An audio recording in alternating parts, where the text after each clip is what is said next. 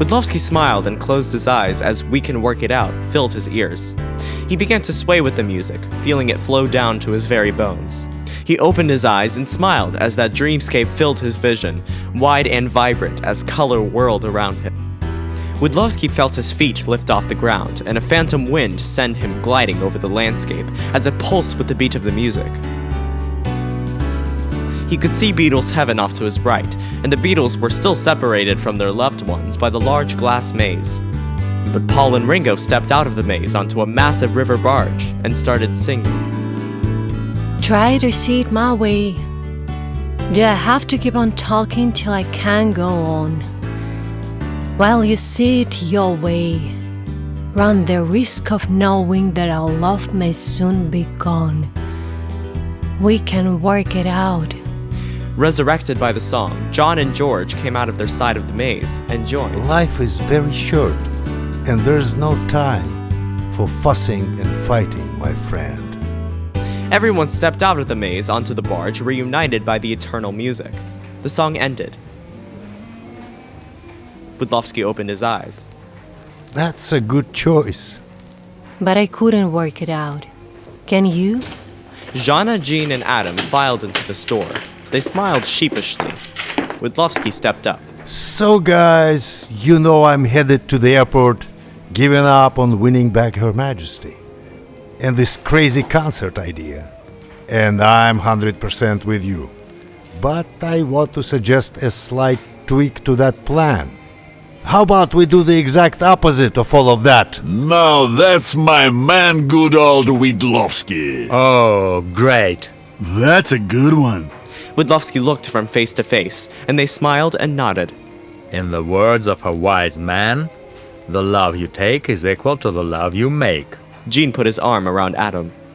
You get a pass on that one. And talking about equations, I told you that reunion minus 1 is equal to ruin.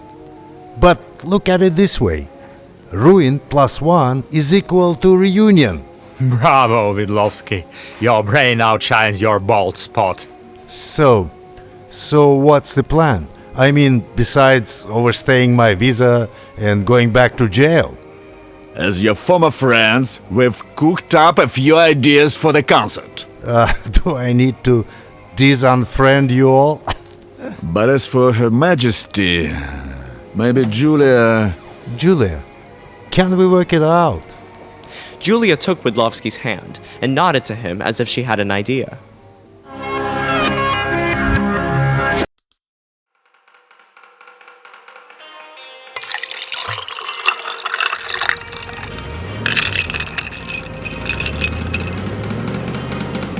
Beata finished washing her hands at her kitchen sink when it happened. She was startled by the musical car horn from out front of her house, and she blinked several times as it registered with her. Leaning forward to turn off the water, she nearly jumped when it burst out a second time. Shaking her head, Beata walked through her house and peered out through the window just beside her front door, spying a stretched limousine idling alongside the curb just next to her driveway.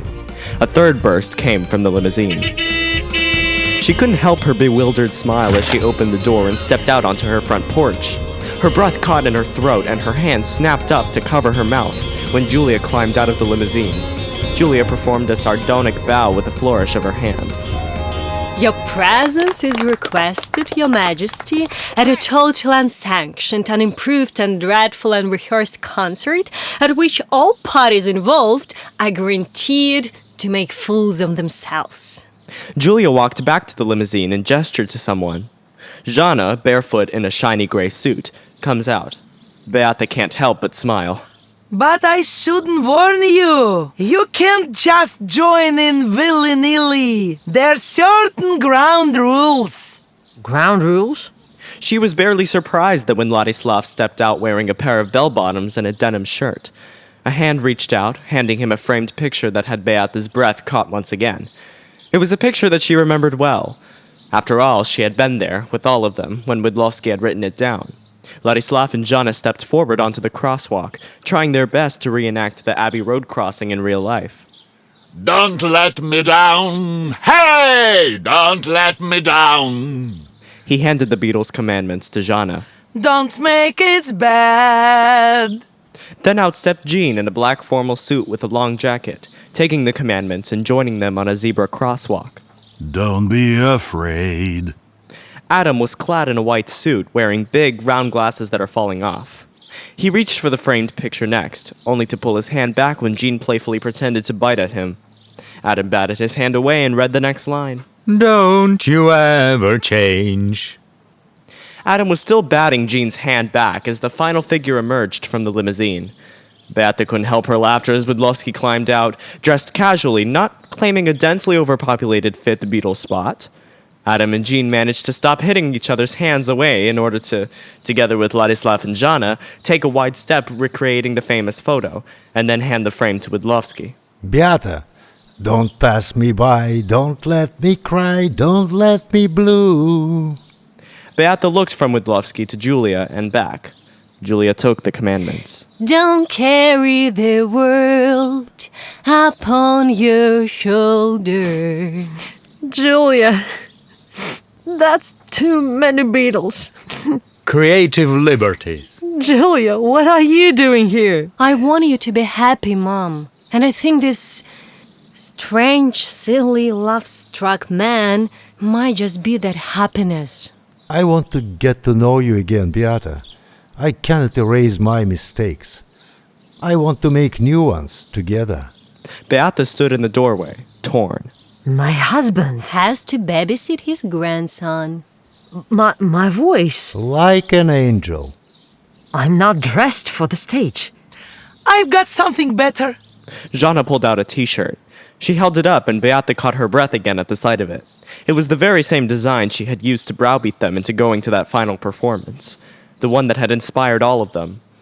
Beata strode forward confidently as they all erupted into cheers around her. Oh, yeah. Wow. Super. That's super cool.